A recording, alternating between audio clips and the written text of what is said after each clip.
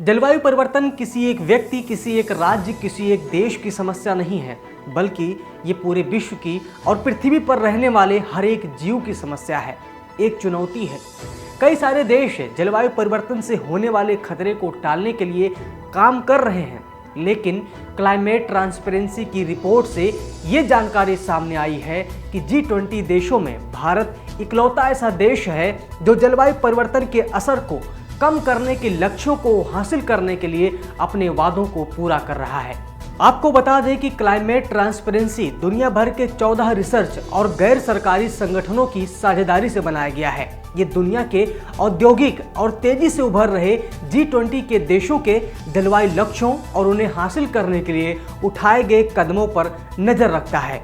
इसकी रिपोर्ट कहती है कि 2015 में हुए पेरिस जलवायु समझौते के तहत भारत ने वादा किया था कि वो 2030 तक अपने कार्बन उत्सर्जन में 33 से 35% की कमी लाएगा और इसके लिए ऊर्जा, कचरा, उद्योग, यातायात और वन से जुड़े क्षेत्रों में कदम उठाए जा रहे हैं और ये कदम इस सदी के आखिर तक पृथ्वी के तापमान में वृद्धि को 2 डिग्री सेल्सियस तक सीमित करने के अनुरूप ही है।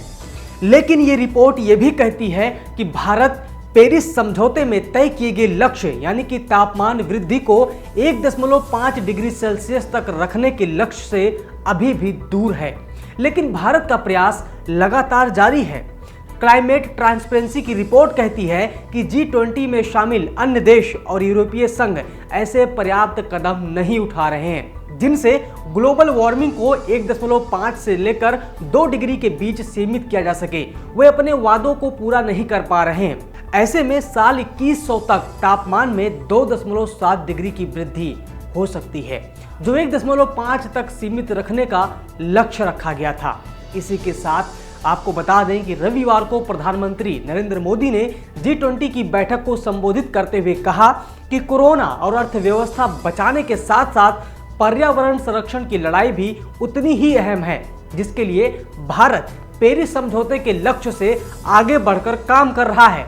प्रधानमंत्री मोदी ने दुनिया को बताया कि भारत ने LED लाइट्स को बड़ी आबादी तक पहुंचाया है और अकेले इसी फैसले से हमने 38 मिलियन टन कार्बन डाइऑक्साइड का उत्सर्जन रोक लिया है। उज्ज्वला योजना की मदद से हमने 8 करोड़ से ज्यादा घरों में रसोई के धुएं से मुक्त किया है। ये पूरी दुनिया में सबसे बड़ी क्लीन एनर्जी ड्राइव में से एक है। पीएम मोदी ने कहा कि हमारा लक्ष्य 2030 तक 26 लाख हेक्टेयर बंजर भूमि को इस्तेमाल लायक बनाने का है। पीएम मोदी ने भारत की प्राचीन परंपराओं की तरफ दुनिया का ध्यान दिलाते हुए कहा कि हमारा देश प्राचीन काल से प्रकृति और पर्यावरण प्रेम के सिद्धांतों पर कार्य करता रहा है। प्रकृति के साथ तालमेल बिठाने की हमारी परंपरा और मेरी सरकार के कमिटमेंट के कारण भारत ने लो कार्बन और क्लाइमेट के हिसाब से किए जाने वाले डेवलपमेंट को अपनाया है। आपको बता दें कि इस बार G20 बैठक सऊदी अरब के मेजबानी में आयोजित हुई, जिसमें सऊदी किंग सलमान बिन अब्दुल अजीज अल सऊद ने खास रुचि दिखाई। सब्सक्राइब करें पर्यावरण पोस्ट।